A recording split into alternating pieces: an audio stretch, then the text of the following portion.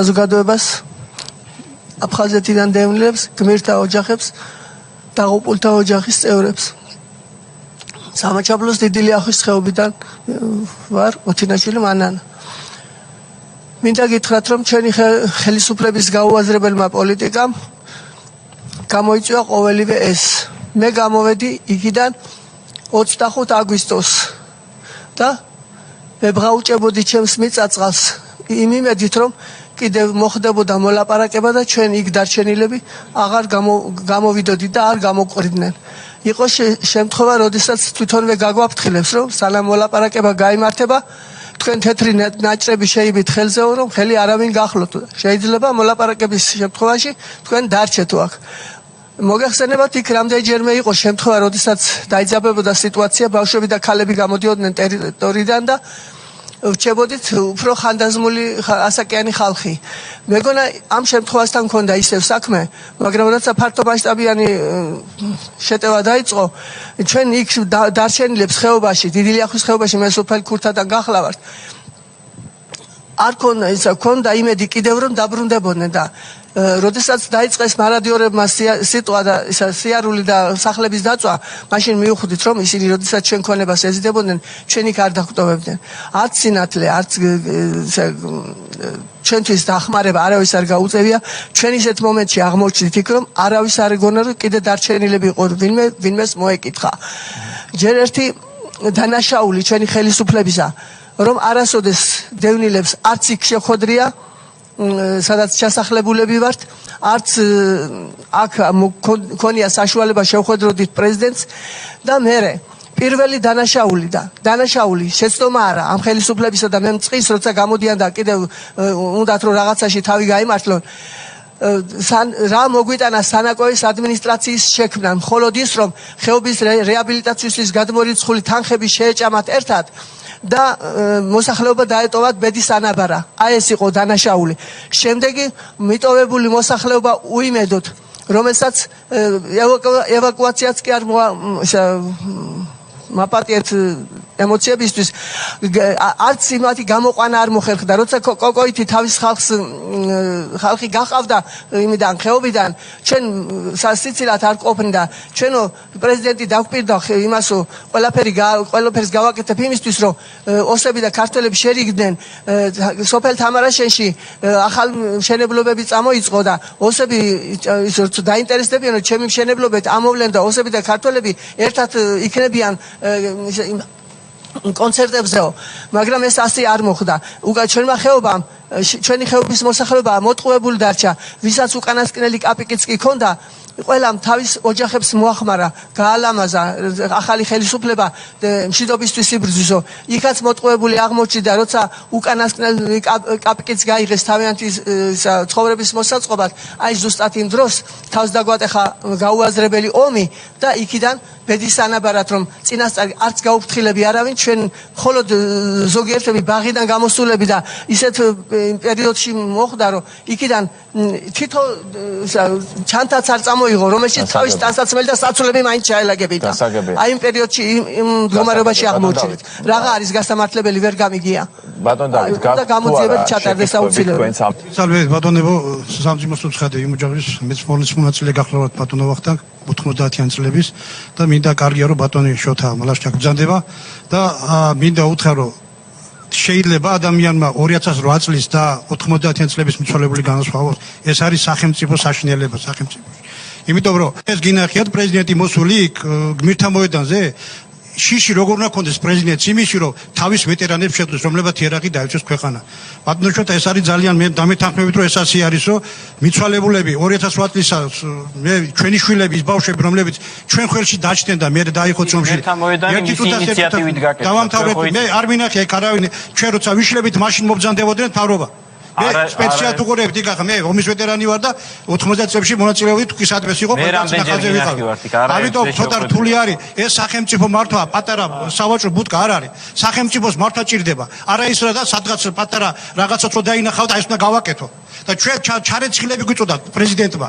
ჩარეცხილები და ის ხალხი, რომლებსაც ჩვენ დავიცავით ჩვენი ქვეყანა და ზუსტად მაშინ სატყუ არ დაუვდო იმან იქ. სატყუარა რუსეთმა დაუდო და შეიყვანა ჩვენი გასაგებია ბატონო, კიდევაც მიიღეს რაც მიკროფონი თუ გაქვთ გალბატონი. ძალიან ცუდია. მოგესალმებით ლია ჩხაჩიძე ერგნეთიდან. მე მინდა ქედი მოვიხარო ამ აუდიტორიის წინაშე, სადაც ჩემი ხალხი ზის, რომელმაც უმძიმესი ტკივილი მიიღო და გამოიარა უმძიმესი დღეები და დღეს დევნილები ქვიათ. მე მინდა მორალურ მხარეზე არაფერს არ ვიტყვი ომის ასე ვთქვათ, მაგრამ ჩვენთვის პირადად ომი 2008 წლის აგვისტოში არ დაწყებულა. ჩვენ 20 წლის განმავლობაში ვიყავით ამ ომში და ძალიან ბევრი ტკივილი მივიღეთ. პირადად ჩემ მეუღლე 1991 წელს დაიღუპა ტერიტორიული მთლიანობისათვის ბრძოლაში და ჩვენ ვიყავით ომის ვეტერანები. მე მინდა შევეკითხო ბატონ შოთა მალაშხიას, რომელიც ტერიტორიული მთლიანობის აღდგენის კომისიის თავმჯდომარე იყო წლების განმავლობაში პარლამენტში. რატომ გაგვიუქმა წინა მთავრობამ ის შეღავათები, მინიმალური შეღავათები, რომელიც ჩვენ გქონდა ომის ვეტერანებს? ვინმემ დაითვალა საერთოდ ზარალი, ომის შედეგად დაითვალა ზარალი. მე აღარაფერს ვამბობ იმაზე, იმ მატერიალურ ზარალზე. მორალური ზარალი, ეს ამდენი გაუბედურებული ადამიანი დაითვალა ვინმე? მე მინდა ბატონო შოთა გითხრათ, რომ სოფელი ერგნეთი ერთ-ერთი ეპიცენტრი იყო ომისა და დღეს იქ დემოგრაფიული კატასტროფაა. ომის შემდეგ 2008 წლის შემდეგ 30-ზე მეტი ადამიანი გარდაიცვალა და 5 ბავშვი დაიბადა. ეს არის ერის სიკვდილი, ერის ყდომა და ის ტერიტორიული, სტრატეგიული ასე ვთქვათ ტერიტორიები, როგორც ერგნეთია და სხვა დანარჩენი ტერიტორიები, თუ დაიცალა ხალხისგან, მაშინ თავისთავად აღარ დაგჭირდება ჩვენ საზღვრის გადმოწევა. მე ვარ სოფელი ერედვიდან ლიზა ჟუჟნიაშვილი. მინდა ერთი შეკითხვა დაუცვა ბატონ მალახშიას. რატომ არ გააფრთხილეს ადგილობრივი მოსახლეობა, რომ ომი გარდუვალი იყო და გამოსულიყავით? თუ თვითონ არ გამოგვიყვანდნენ, ჩვენ ხო შეგვეძლო ჩვენი ძალით გამოსულიყავით. მათ სასწორზე დამადებინეს შვილისა და მამის სიცოცხლე. იძულებული გავხდი ორიდან ერთ-ერთი ამ მომენტია. მაპატიოს მამა ჩემის სულმა და მაღალმა ღმერთმა, რომ შვილის სული ვარჩიე და მამა ვერ გამომიყვანე. დღემდე ტვირთად მაწევს ეს. დღემდე მამის საფლავი არ ვიცი. ისე დაიღუპა, რომ ვერ გავიგით იმის საფლავი სად არის. დაიმარხა თუ არ დაიმარხა. ასევე დაემართა ბიძაშებს. რა გინდოდათ ხალხო? რისთვის გაგწირეთ? საზარბაზნე ხორცად რატომ გაგწიეთ? თქვენ გინდოდათ გენოციდი მოგეწყოთ ჩვენთვის და სოფლიოსთვის დაგინახებინათ რუსეთები, როგორი აგრესორები და ბოროტები იყვნენ, მაგრამ თქვენ იმაზე მეტი ბოროტობა გამოიჩინეთ. თქვენი ადგილობრივი მაცხოვრებლების წინაშე. ჩვენ თუ რუსებისთვის ხვები ვიყავით და მტრები ვიყავით, ჩვენ ხო ქვეყნის შვილები ვიყავით. რა მნიშვნელობა ქონდა თბილისელი ვიქნებოდით, თუ ერედველი ვიქნებოდით? რატო დამადეთ ეს დიდი ტვირთი ზურგზე წოდათ? როგორ მოვინელო ეს დიდი წოდა? როგორ ვაპატიო ჩემ თავს ის, რომ მამის სიცოცხლე, შვილის სიცოცხლე ვარჩი? როდემდე ვზიდო ეს ტვირთი? ადგილობრივ მეომრებს ჩამოართვა იარაღი, როცა შევიდა ჩვენი თავრობა. არ მინდა სხვანაირად ვთქვა, მაგრამ ძალიან მწარედ შევიდა. ორი მეომარი, შვილის დედა, მეომარი მეუღლე, რომელიც საგზავს უმზადებდა 3 ვაჟკაცს. ის ქალი იქ დაბომბეს, როცა შევიდა ნაციონალური მოძრაობა. ეს ყველამ ვიცით. და რას ამბობენ ის პატარა ჯარისკაცები? ჩვენო დავრჩით აქ და ნოდარ ბიძია, რა უქნა ჩემი ძმა არის ნოდარ ჩხეტიანი, რომელიც დღეს აქ არის და ცოცხალია და რა უქნათო დავრჩითო თქვენი ანაბარაო. ძმას ეუბნება, შვილო, მე რა გიყო, საფეხზე უდგევარ და სად არის თქვენი მეთაურიო? დაურეკავ, მაგრამ ბატარია ჩამიჯდა ტელეფონისო და მაშინ ჩემ ძმას მიუცია გერმაკ ტელეფონიო და დაურეკეო და მე ჭუბერში ვარო, თავის ასმეთაურიო უბნება და ნოდარისთვის მიმიბარებია თქვენი თავი, როგორღაც გამოდითო და მე უკვე გამოსული ჭუბერში ასმეთაური და პირდიტველა ბიჭები იქ იყო დატოვებული. პირველ რიგში მინდა მიუსამძიმრო იმ დაღუპული ოჯახის წევრებს, დაღუპული ვაჟკაცების ოჯახის წევრებს. შემდეგ მინდა ასე 2004 წელი რომ დადგა ბატონო მალაშხია. რას ემსახურებოდა? 17 ალბათო წარმოგვიდგინეთ თავი. ცხინვალისთან პირველად დევნილი, შემდეგ სოფელ ერედვიდან დევნილი, ორჯერ დევნილი საკუთარ ქვეყანაში. საკუთარ ქვეყანაში. ყაულაშვილი ვარ გვარად. გასაგებია. კი ბრძანეთ. ხო, გაიგო, რა ვიცი, ხლა სათხას ინტრიგებს გახლართავს. ხო.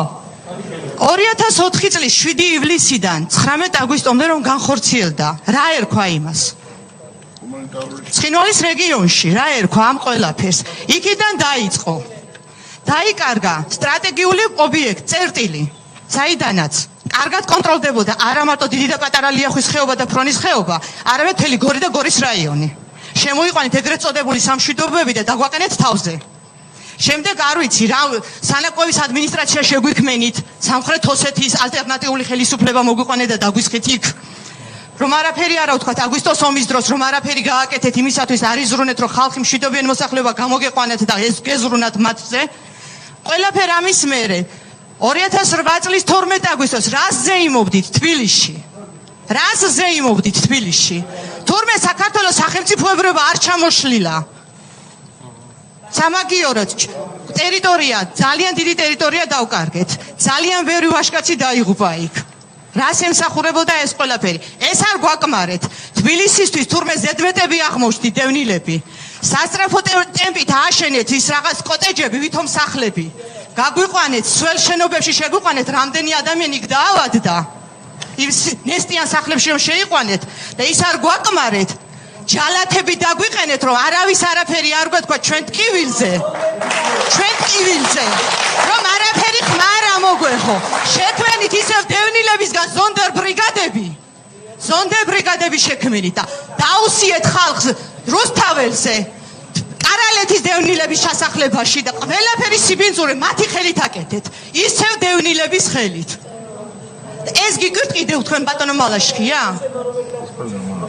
ის კი არა, ის არ გვაკმარეთ და უშიშროების თანამშრომლები დაგვდევდნენ, თურმე ვინ გაგვაფრთხილა რომ გამოვსულიყავით. ამას ძიობდნენ, თორე იმას კი არა ძიობდნენ, იქ სინამდვილეში რა მოხდა. და ამის მერე თქვენ გაქვთ მორალური უფლება, საერთოდ ნაციონალურ მოძრაობას და თქვენ ხელისუფლებას საზოგადოებას ელაპარაკოთ. და ჩვენ დევნილებს გველაპარაკოთ. კონცლაგერები შექმნით და მე დაგვაყენეთ ჯალათები თავზე.